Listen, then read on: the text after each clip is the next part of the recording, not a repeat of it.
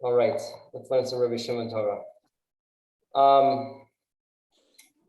Last week we left off with trying to understand a distinction between two ideas within Muktzah, trying to make sense of Tosfot and the Shita of the Ritzvah, that on Yom Tov we're going to be more lenient with Muktzah, and we're going to allow tiltal. We're going to allow tiltal Muktzah. We're going to allow to use Muktzah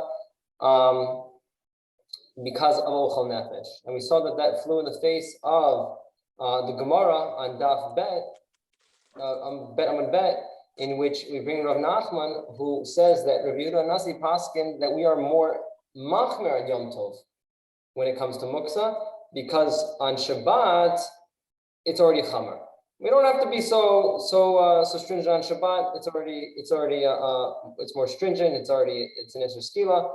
We can relax. But on Yom Tov, which is only a lav, and there's already a het there of Ochel Nefesh, people will come to relax out to the Zolzuzay Bay, and therefore on Yom Tov we need to be more machmer. So how do we make sense of the Shita of the Ritzvah, which he's lenient on Yom Tov when it comes to Muktzah, with the opinion of Nachman on Daf Bet, in which we are stringent with Muktzah when it comes to Yom Tov? What we ended up with was that not all Muktzahs are created equal. And there are basically two different categories. The way that we broke it down was two different categories of Muktzah. There's Muktzah, which stems from a gzera, lest you come to carry, and that seems to be what comes out of the Gemara and Beitza Daf Yud, according to Tosfot and in Shabbat, something like that. That don't carry lest you come. Sorry, don't move Muktzah lest you come to carry. And with that type of Muktzah, we're going to be more lenient on Yom Tov, because carrying itself is mutter on Yom Tov, mishum ochel nefesh. So too the tiltal that is because of Hotzah will also be more lenient when it comes to Yom Tov. That was as opposed to the Muktzah, which stems from v'hachinu. I got the pasuk. It's in Shemot. The Shemot, it's v'aya b'yom hashishi v'hachinu et asher yaviu v'aya mishneh Hashem. Yom Yom. So they had to, on the sixth day, on Friday, they had to therefore set aside that which was going to be brought, that which was going to be used on the Shabbat. So that type of muktza means that something which is not yet set aside for Shabbat, it needs to be set aside in order to give kavod to Shabbat. And that type of muktza, we're going to be more stringent on Yom Tov.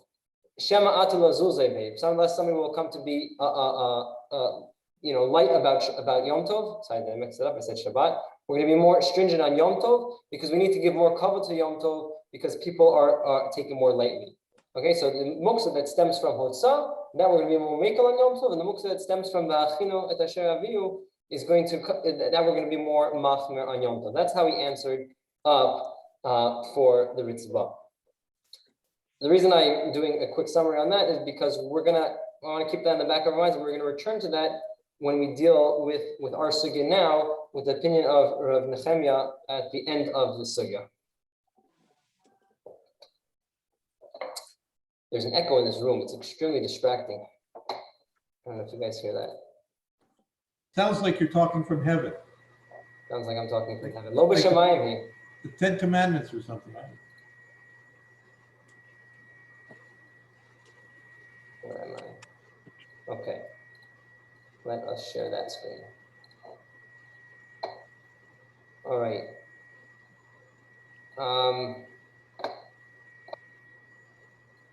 There we go. I apologize for the different formatting. I don't have Barilan on this computer, so we'll make do. Okay. Okay, so Gemara answered for Rebbi Meir or for the Chamim, and it brought Rebbi Zera that made the chiluk between Yom Tov and Shabbat. Amar Rebbi Zera Yom Tov Amru Avalo b'Shabbat. Tananami Hachi Amar Rebbi Meir Omer Av Kochet B'Chatchila V'Not B'Yom Tov Amru Avalo b'Shabbat. Right, so Rebbi Meir makes a distinction. He allows for the moving of Muktzah on Yom Tov and not Shabbat, and possibly also the malacha, either there is no malacha d'Rabbanan or he allows the malacha d'Rabbanan of soter on Yom Tov and on Shabbat. Okay, so here we start. Amar Shmuel. Comes the Amora Shmuel and he says, Chotmot shebekarka matir avalo mafkia velo chotech. Shebekelim matir umafkia v'chotech. Echad Shabbat ve'echad Yom Tov. So we're dealing with two different types of things. Chotmot shebekarka. Rashi tells us that we're Kigon dilatot pitchei borot v'ma'ara askurim b'kishrei chavalim. There's some type of door that is attached to either some type of pit in the ground, a cellar, or some type of cave. But the point here is that it is mechuber the karka. So we're talking about some type of closing device which is attached to the ground. So what does it mean? Matir et hakesher dehalav kesher shel kayamahu sharei lahatir tamid hu asui. The way they like instead of a hook, they would just tie it, right? And so the reason that you're allowed to open it is because it's not a real knot. It's always meant to be open and closed. That's okay. So you can do that on Shabbat or Yom Tov. Doesn't make a difference because there's no issue of sotir here. It's nothing. You can't go ahead and unravel the knot, not untie it, but totally destroy it. And you can't and you can't go ahead and take a knife and just cut the rope that's keeping it closed, because that would be the malacha of demolishing, a malacha of stira. The yesh stira, the binyan shel karka. Something is attached to the ground, so there we have the malacha of stira. The shel kelim kigon teva hanuula ayde kesher chevel mater umafkia v'chotech dein stira be kelim. So if it's some type of door which is on a barrel, which is not attached to the ground, so then that would be fine because that's a kli, and ein stira ubinyan b'kelim. The whole sugya of stira ubinyan b'kelim, I was debating whether to already get into it now, because it comes up here, but I'm going to wait until the next daf, because the next Mishnah is really going to get into it. So we're going to, B'ezrat Hashem, we will deal with stira ubinyan b'kelim, which is very halacha l'maisa in terms of opening packages on Shabbat. So putting that on back burner for now. Okay. Especially Amazon. Sorry? Especially Amazon. Amazon.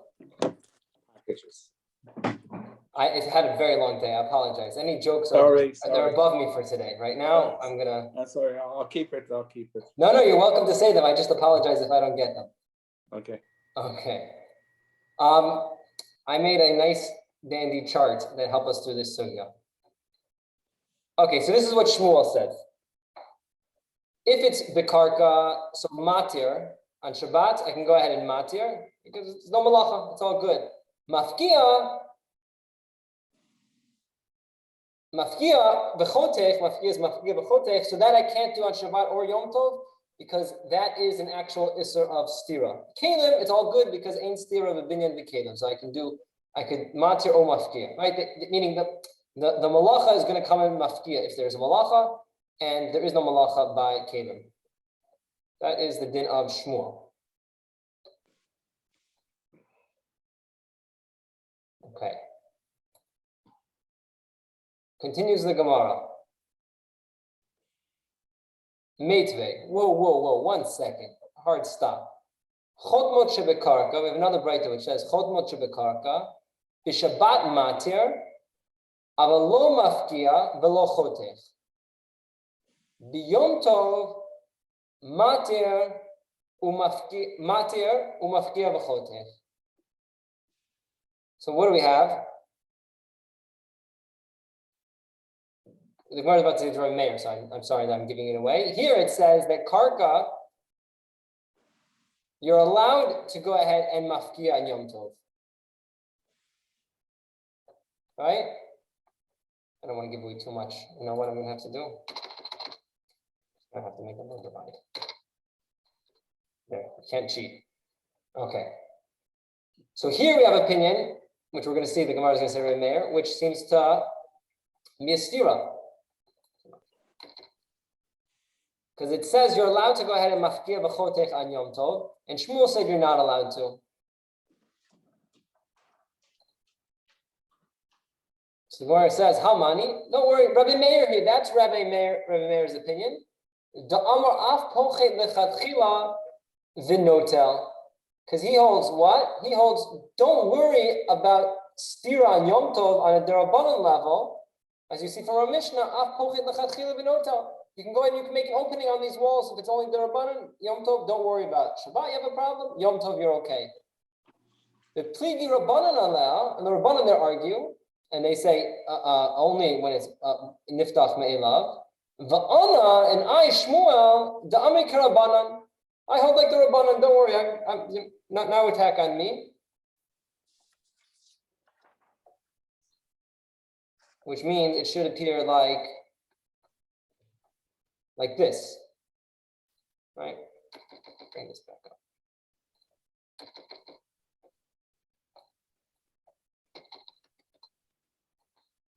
Right? This is incorrect. Sorry, 1 second. Oh no, sorry. I take it back. That's correct. That's for later on. Right? So the Gemara is saying right now that Shmuel is arguing that this is the opinion of Meir, but the Chachamim would say that here it's Asur, just like they say, just like Shmuel says over here. Right? Just like you're not allowed to open up the Bayit Shel Perot on Yom Tov, so too you're not allowed to go ahead and mafkia b'chotech the chotmot shebekarka on Yom Tov. And Shmuel's argument is that this is the opinion of Rabbi Yehuda, of the Chachamim as well. Says the Gemara, really? 1 second. V'hatanya modim chachamim l'Rebbi Meir b'chotmot shebekarka shebeshabbat matir avalo mafkia v'lo chotech b'yom tov matir umafkia v'chotech. Says the Gemara, no way. That is not what the chachamim hold. The chachamim hold this. The chachamim agree with Rebbi Meir. Which puts who in a bind? No pun intended.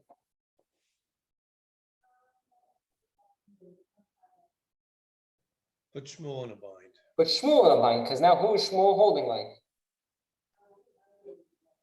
Like nobody. Like nobody. You don't want to hold like nobody. That's just not good. So, says the Gemara. There's no Gemara here. How do I do this?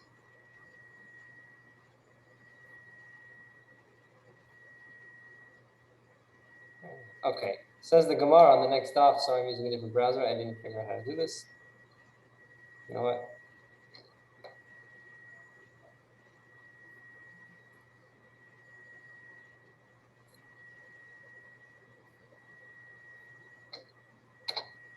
Oh, much better.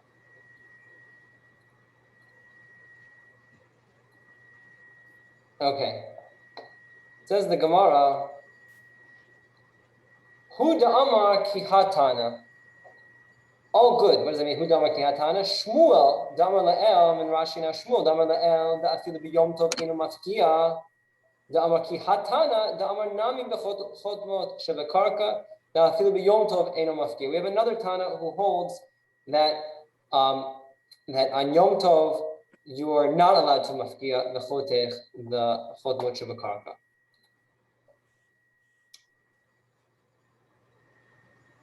אבל לא מפקיע ולא חותך, אחד בשבת ואחד ביום טוב. Sorry, דתניא, חותמות שבקרקע, מתיר, אבל לא מפקיע ולא חותך, אחד שבת ואחד יום טוב, ושבכלי בשבת מתיר, אבל לא מפקיע ולא חותך, ביום טוב מתיר מפקיע וחותך. So, that basically comes out like this. Shmuel wants to say that this is the Tana that he holds like. Right, here you have, here he says, mafkia, you cannot be mafkia on Yom Tov, which fits with Shmuel over here, that you cannot be mafkia on Yom Tov. Doesn't he say a kli? Isn't there a differentiate? Very good. Okay, so the Gemara is about to ask. There is a difference. Let's move this to make it. Just another question on this. Is there any ochel nefesh connection in this case at all? Is there any? One second.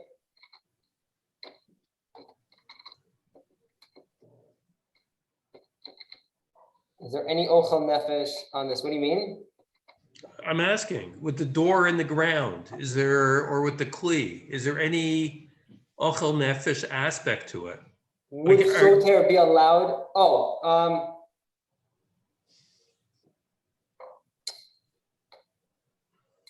You're saying why would Rebbi Meir permit it if there's no ochel nefesh? Correct. It's comparing it to the case of the food in the bricked in food. So I'm just trying to understand what this case is. Is the food being stored in the ground with a door on it?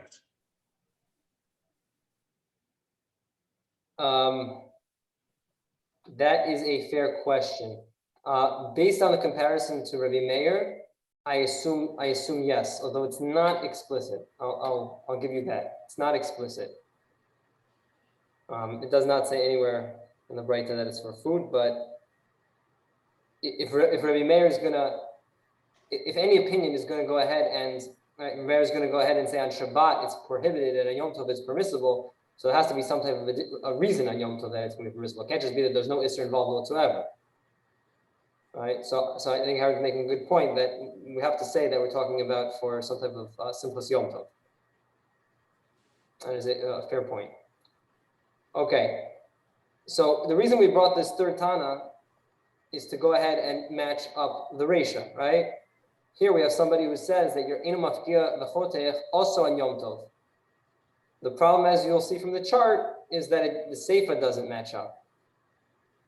Right here, Bekalim, for some reason, this now bright that we just brought in says inu mafkia v'chotech on Kalim, on the chotmot of Kalim. Right, over here versus over here, and that the Gemara jumps on right away. It says as such.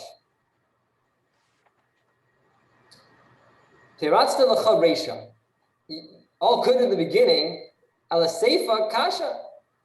What are you going to do about the end of the Seifa? All of a sudden, you brought a Tana who holds eno mafkia v'chotech and chotmot shebekalim. That is not what Shmuel said. Hamani R Nechemia. This is the opinion of R Nechemia. The Amar kol hakalim eno ein nitlin ela derech tashmishan. What is this opinion of R Nechemia? He holds, Rashi explains as such. You can write Klomar, Li'olam mutar lafkir v'lechtoch, dein b'mishum stira. Malacha we've dealt with. That's not the problem here. That's not the problem here. V'lahai tana gufa im yachol lafkir v'lenatek biyado shari. And the truth is, if you can go ahead and you have incredible Hulk and go rah and rip it open, that's fine. There's no problem with stira. The issue is you can't pick up the knife and go ahead and use the knife to open it.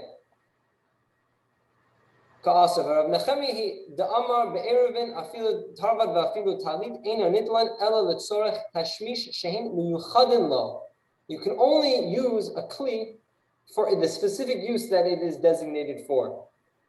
A knife is used for eating food. That's what the knife can be used for. It can't be used for going ahead and opening and cutting ropes. And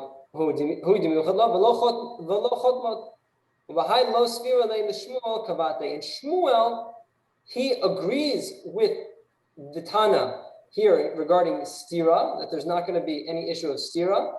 He just argues with Nechemia regarding the whole issue of muktzah, of not allowed to take a kli, right? So basically what we've done here is that most of the chart is all dealing with Isser of stira. Isser of stira.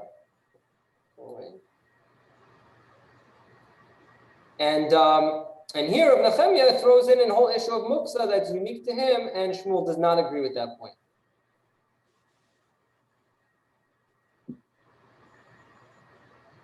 We're good? Okay. But he doesn't hold that for Nechemia doesn't hold that for Yom Tov, only for Shabbos. Oh, okay. So good. So you're pointing out, one second, we see that only by Shabbat and not by Yom Tov. By Yom Tov, he's all okay. All right, very good. So the Gemara now jumps on that.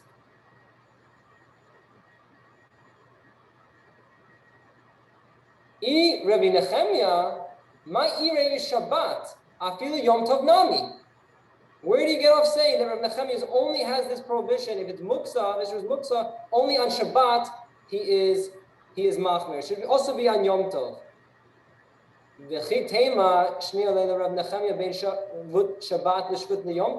you want to say that Rabbi Nechemia is more mekel regarding muktza and Yom Tov, don't say that. V'mishanile? Not possible. Why? Who says he says that way? V'hatanya chada. V'hatani chada. We have now three opinions regarding masikin kelim. V'hatanya chada. One Tana says masikin b'kelim ve'in masikin b'shivrei kelim. What's it talking about? You want to go ahead. Masikin b'kelim. The b'nei tiltul nami ninhu u'mitaltlan nami lahasikin. You want to go ahead and take these dishes, these barrels, these wooden whatever. You have kelim. And you want to go ahead and use them for firewood. So this first Tana says, masikin b'kelim ve'in masikin b'shivrei kelim. You can go ahead, you have a kli, you have a chair, you want to go ahead and burn that, go ahead. You have a broken chair, no can do. The broken chair is muktza. In masikin b'shivrei kelim, Rashi says, shenishbaru b'yom tov. Dahasha lo chazin l'tiltul. V'im mishum dachazi lahasaka et mo lo lahachi kaima. So we're talking about an issue of nolad. The kli broke on Yom Tov or Shabbat or Moshanet, and therefore you can't go ahead and use it for firewood, for the shivrei kelim. So that's the first Tana. The Tana idach masikin bein b'kelim bein b'shivrei kelim. Another Tana says that you can use both lo Moshanet. The Tana idach, and we have a third Tana in masikin lo b'kelim v'lo b'shivrei kelim. You can't do either. Umeshane, and how do we go ahead and resolve those three, the contradiction? Lo kasha, ha Rabbi Yehuda, ha Rabbi Shimon, ha Rabbi Nechemia. We have these three opinions, which we have a wonderful, beautiful chart for. Rabbi Yehuda holds masikin b'kelim, but ain't masikin b'shivrei kelim. Rabbi Shimon, because the issue of nolad. Rabbi Shimon holds you can use both. Rabbi Shimon doesn't hold of this issue of muktza, and Rabbi Nechemia holds that you can't do either. Now, why would Rabbi Nechemia say in masikin b'kelim? What's the problem? There's no muktza there.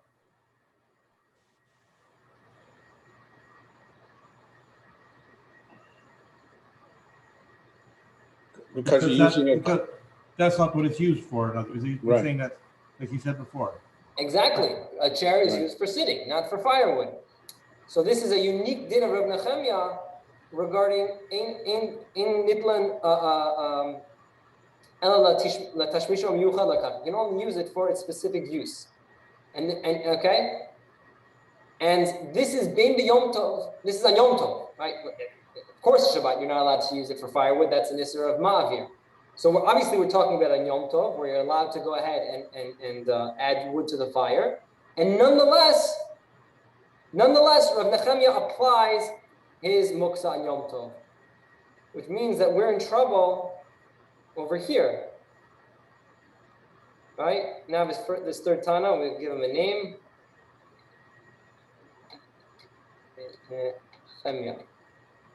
Rav Nechemia. How can over here you tell me that he's making a distinction on Yom Tov when over here he doesn't allow it?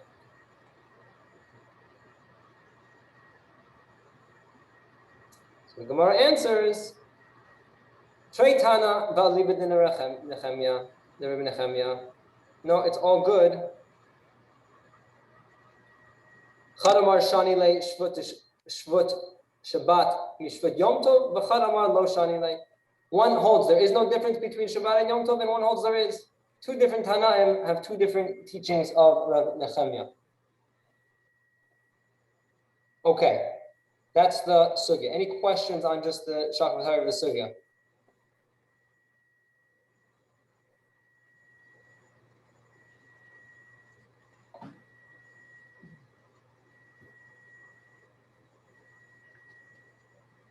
Okay, I'm gonna move this.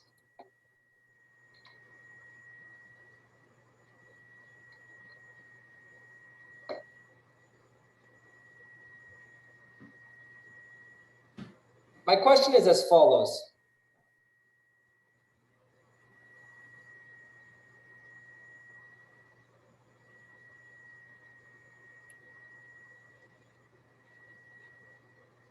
If you want to go ahead, based on what we said last time, if you want to go ahead and make a distinction between Shabbat and Yom Tov, in which you're being more lenient on Yom Tov,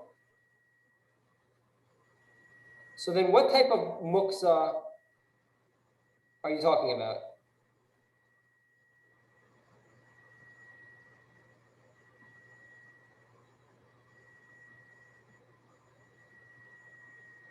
All right, we had the Ritzvah, and we try to match the Ritzvah who was Mekil on Yom Tov from Muktzah with the opinion of Nachman, who said we're Machmer on Yom Tov when it comes to Muktzah. Right, and we just. I mean, you would say it's because of muktza of hotza'ah based on what you said last week, but based on the case he's saying the kli is not designated for that, it's more of a muktza of hachana and not hotza'ah. So that's my question. That's what I want to get to. Rav Nechemia's his stringency. Basically, what kind of muktza are we talking about? Why is he more? What's the nature of his chumrah? What's he concerned about? Why is he so machmer on this tiltal? Is it mishum hachana, that type of muktza that he's expanding, or is it mishum lest you come to do hotzah?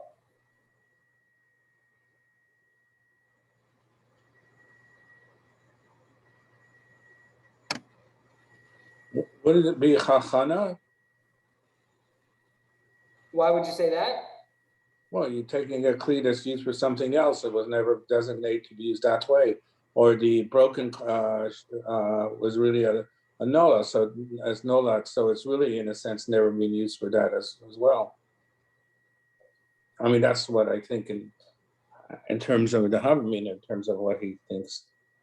Right, so I would have, my gut would have brought me that way as well. You're talking about, well, this kli wasn't used for this, so you have to kind of designate it for it. Although I'm not sure if Nechemia would agree that you can designate it.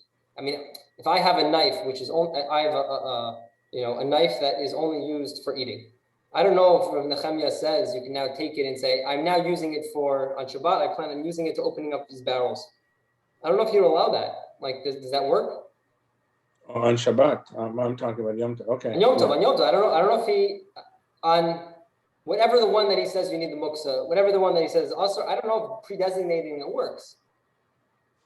I don't know. It's an interesting question, but here you see for the fact, perhaps, that he's lenient on Yom Tov.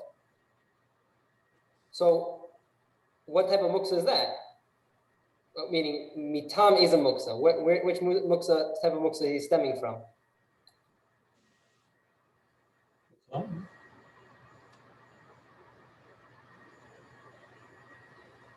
So based on that, and based on last week, it would be hotza'ah. Hotza'ah. Right, but I agree with Gerard that the havamina that I would have is we're talking about it wasn't prepared. So it doesn't fit with last week's learning. But who says that there's any hachana you could do for Rav Nechemia? I think in the case, if you have a knife that you normally use for food and before Yom Tov, you designate it for cutting things, I think that would be valid. Yeah, but I'm talking here in a case where he didn't designate it. This is a case where he didn't designate. Right, Sam. This is where he didn't designate it, which means the Right. Havamina is if he did, would it be permissible? If he designated the chair or whatever as firewood beforehand, would it be permissible? You know what? I take it back. It actually doesn't. Well, because everyone.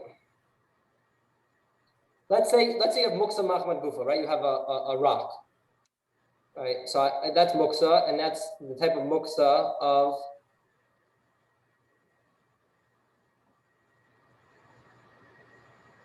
muktza, I believe, right? I think that's where it stems from. Tosfos says this on muktza, and designating the rock beforehand, well, makes it not into a rock, so it's not really the best. And it becomes a kli, right? And it becomes a kli, right? So that's not really. I don't know if is that parallel. You're making the rock into a doorstop. You're making this knife that was for eating into a knife of opening containers.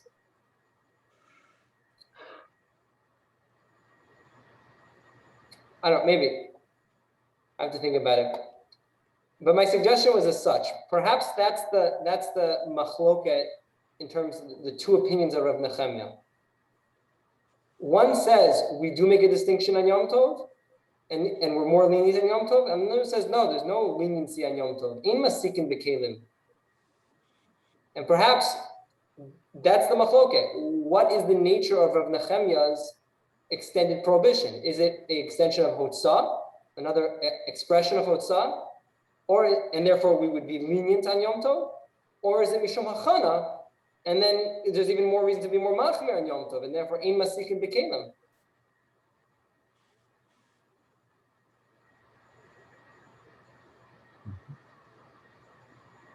Right?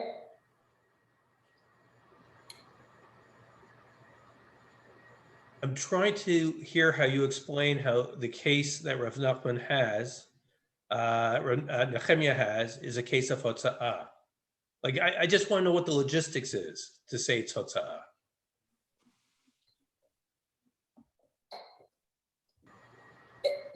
Muktzah was a development, right? At the very beginning, in the days of Nechemia, they wanted to go ahead and they assered not just klisha malachto le'isr, they assered all kalim.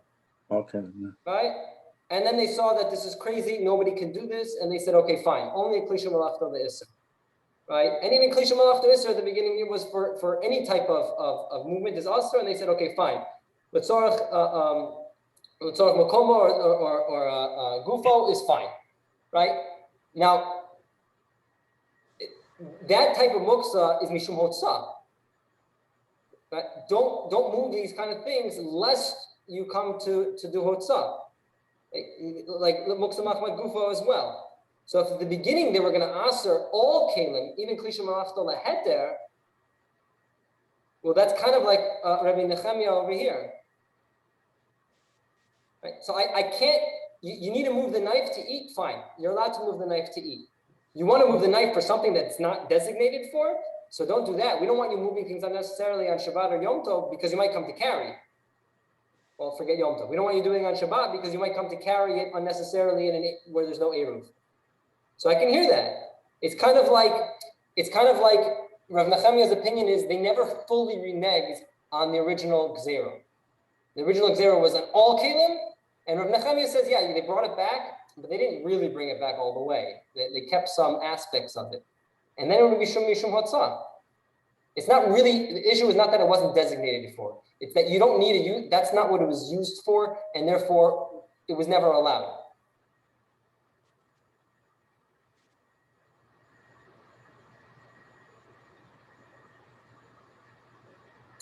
So again, my suggestion is that the Trei Tana Alibad the Rebbe Nechemia is basically our chakira from last week, or subdivision of Mishum Hotzah or Mishum Hachana.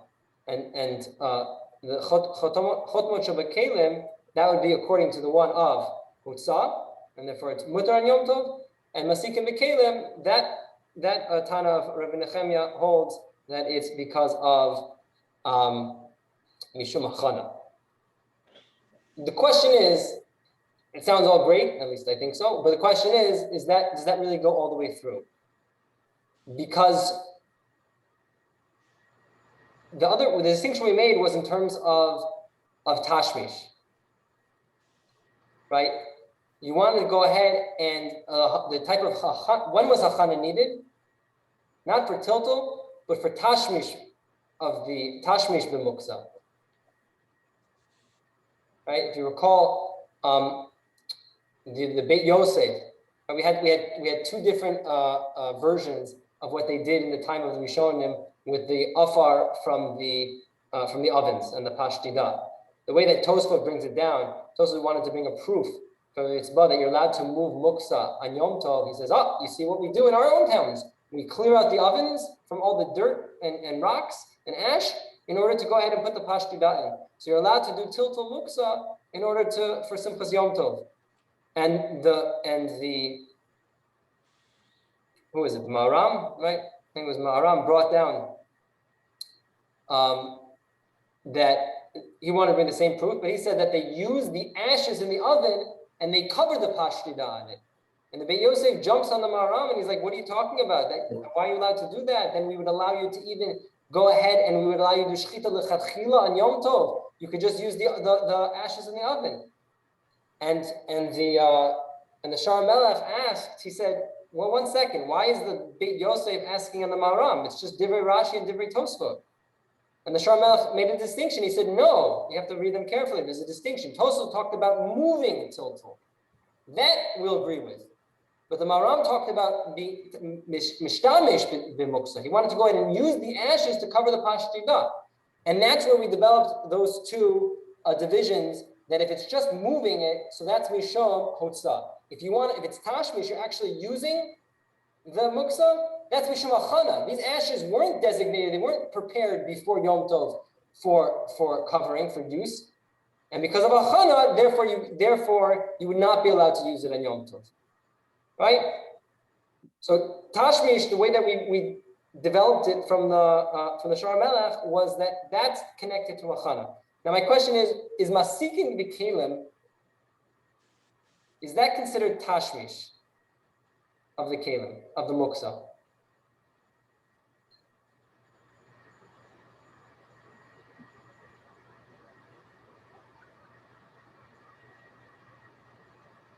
I'm burning them. Is that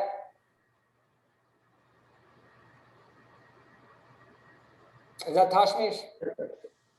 Isn't there halacha? It depends. In the halacha and Shabbos, which I think I've just recently learned, that if you bring a kli on Shabbos that has the name of a kli, and there's a part that you still can use, then it's not muktza, right? Yeah. So here, this is a different halacha now. No. Oh, because the kli was never used for really designate for firewood, right? Or to put in the fire. That's the difference, right? Okay. So the question here is can we say that it's because of tashmish? Is this considered tashmish? So I think that might be a machloket. So that's what I want to show you on over here on this daf Makorot that we are now looking at. Rashi, and there's some who are medayik this from Rashi as well. Ein masikin b'shivrei kelim. This is Rashi and R daf. Shenishbru b'yom tov. Dahashta lo chazi letiltul. V'imi shum dechazi lahasaka. Etmol lo lahachi kaimi. So why can't you go ahead and burn these kelim? Because they broke on Yom Tov. Dahashta lo chazi letiltul. Now they're not appropriate, they're not ra'u for moving. So somewhere medayik on Rashi and say, 1 second, the issue is only a tiltul aspect, meaning if I was able to be sorith b'mkomo, I don't have to move the kli and throw it into the fire. It happened to have broken in a place where I'll light it on fire right there. So then it would be mutter. Right? And some of the Achronim say, yeah, in Hanami, according to Rashi, the problem isn't the actual burning of the kelim, it's the moving of the kelim. But to be soref b'mkomo is okay.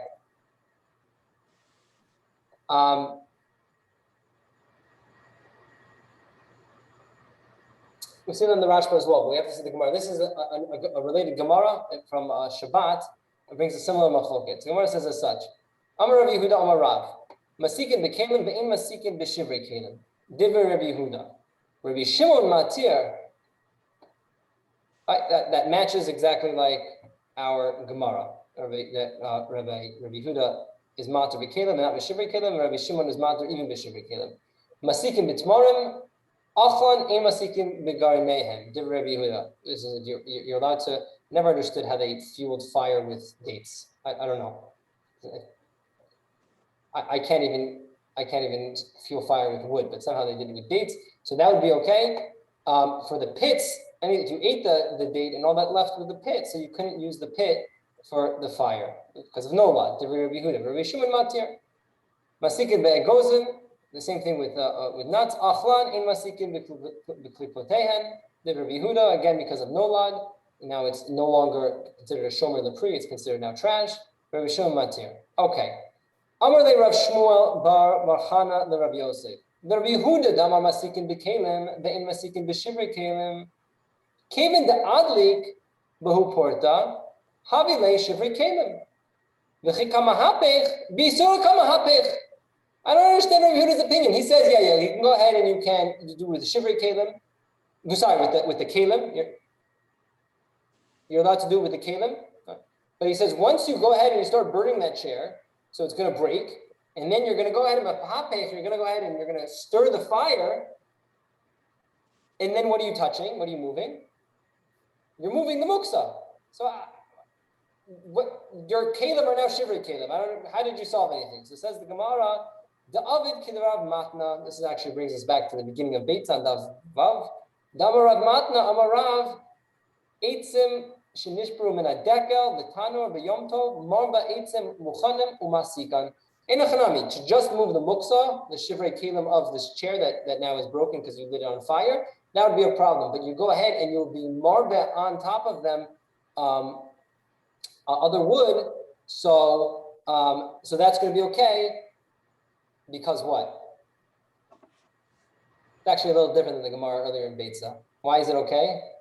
I guess because then when you're turning them over, you're not turning over shivrei kelim. What are you turning? Other eitzim, but of course they're going to become shivrei kelim in the end anyhow. Right. Okay. Why is this different? It's not really the Torah sugya, but why is this different than the Gemara earlier in Beitza, in the first parak? What does the Gemara talk about there? Right after it brings this case, you guys remember? There the Gemara talks about wood that breaks off from branches into the oven on Shabbat. And it asks the same question. How could you go ahead and move around the branches? It's muktza. So the Gemara says the same thing. You can go ahead and you can be marbe eitzim muchanim on top of it.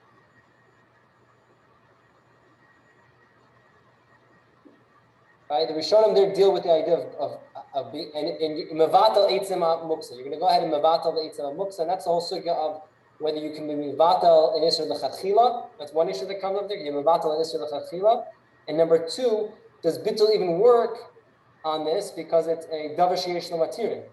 Muktza is going to be okay after Shabbat, so maybe bittul shouldn't even work. Right? I'm just pointing out the distinction. Here we're not dealing with that. How do I know we're not dealing with bittul? The reason I'm being marba the eitzim is not because of I need to mevatel the wood.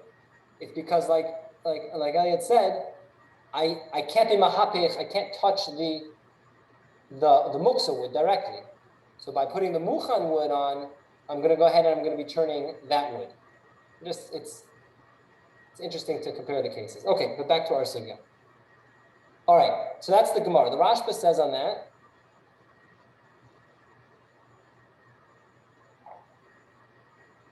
That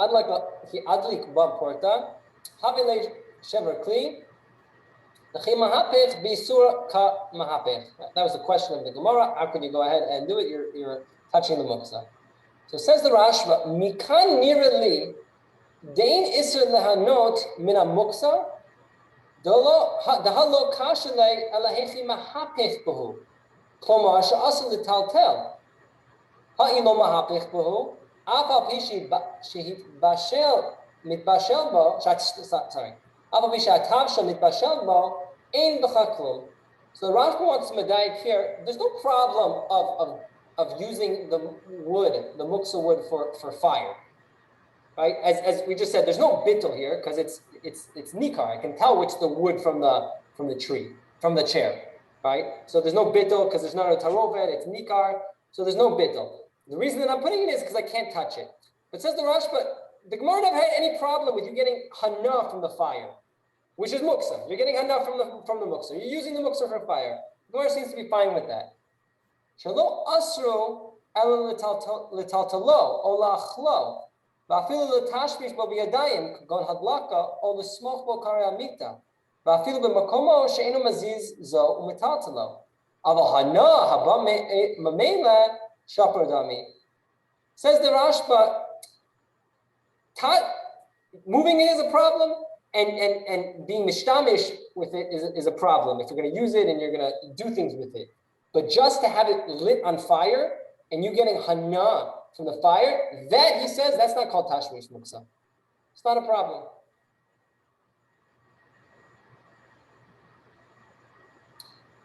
And that Rashba would fit with Rashi, right? Because mashma from Rashi, the hashta lo chazin letatule. The only problem is moving it.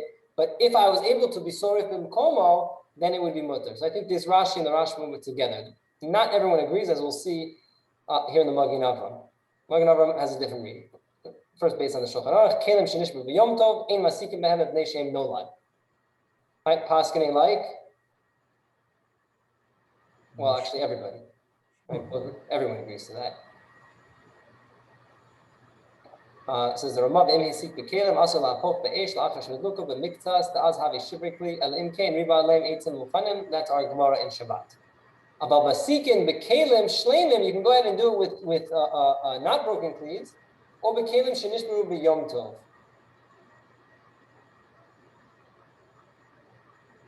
What? Oh, sorry, me'od yom. Thank you. Cool. Or b'kelim shenishburu b'od yom, or with their broken before, so there's no issue of no blood. So who is the paskin like? That's like Rebbi Yehuda, right? That Kalim is fine. Kalim shenishburu on Yom Tov is not fine. Says the Magen Avram on this, shenishburu b'Yom Tov, ein masikin, da'asur l'tatalam, ba'afilu l'sarfam b'mkoman asur.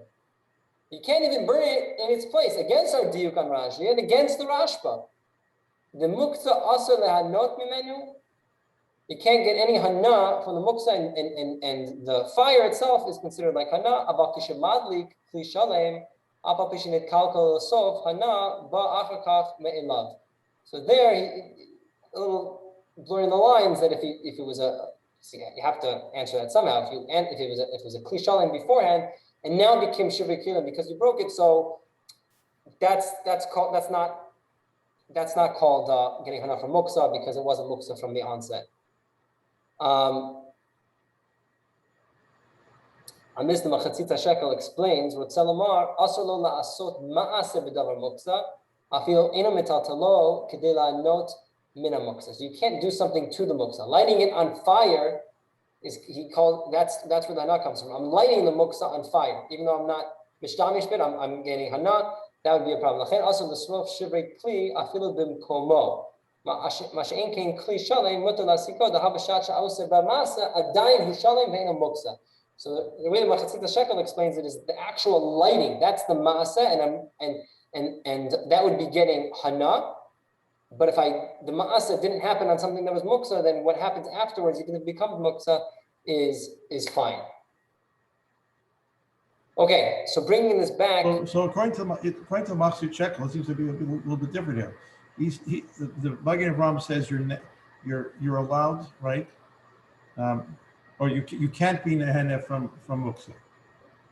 Yeah. Machatzita Shekel is saying it differently. He's saying no, it's not because you're not allowed to do something to the muktza even if the muktza is passive. That's different than saying you're asur to. Well, the Machazisha he's trying to explain a distinction in the Magen Avram, because the Magen Avram raised a kind of a kasha on himself. I can't go ahead and light the muktza because I'm getting hana from the muktza. But to go ahead, and here's the kasha on himself, go ahead and light a kli that was shalem before on Yom Tov, that's fine, even though at some point in the next half hour, it's going to become muktza, and I'm then what? As soon as it starts to break in the fire, so then I have to like step away from the fire and I can't get enough from it anymore. So the Magen Avram says, no, that's okay. Isn't that is explaining where's the distinction? If you're doing a masa or you're not doing a masa to something that's muktza at the beginning. Isn't that what I just said before? Is parallel to a kli. If you find a piece of shar of kli, it's muktza on Shabbos, right? But if you break a kli, which had a name of a kli before, and you break it afterward, you're still allowed to use it if you can use it in some way. Isn't it sort of talking in the same way here? It's a kli, so you do something to it. It's still considered to be coming from a kli. If it doesn't come from a kli, that's a different din altogether, so to speak. Well, I think what you're saying is that when I have a pot cover that broke, it was a kli, and it's still usable to cover something else, so it never became shivrei kelim. It just became smaller kelim. Okay, all right, I see the difference. Okay. Okay, so going back, what I wanted to say that these two Tanaim, according to Rebbi Nechemia, now one is explaining Rebbi Nechemia based on of Hachana, and one is based on Muktza over here, and one is based on Hachana. So that itself might only work if you explain that Masik Bekelim is a problem of actually Tashmish b'Muktza, which we see is actually, I think it's machloka between the Magen Avram, which I'm sure is on some Rishon. I don't think the Magen Avram is arguing with only the Rashba and Rashi. Right? According to Rashi and Rashba, it appears that that's not considered Tashmish, and it would be fine. And according to the Magen Avram, it sounds like it is considered Tashmish, and it would be a problem. So, but at least according to the Magen Avram, I think that these two explanations of how I wanted to explain Rav Nechemia work out based on last week's shiur. Sure. Okay. Very nice. That's that. Okay, so that shiur was in honor of Rabbi Shimon Bar Yochai, and that's the real way we celebrate. Okay. Yes, and we had a lot of burning tonight. Oh, it's true. We're burning. It's true. A lot of bonfires going on. So there was a shaila they asked in Meron. Should never mind. Now your original question comes into hand. Right. The whole question: do we push off Lag BaOmer if it falls out on Shabbat? So it would be then shivrei kelim. Can you go ahead? Halach l'maisa. All right, everybody. Chag Sameach. Chag Sameach.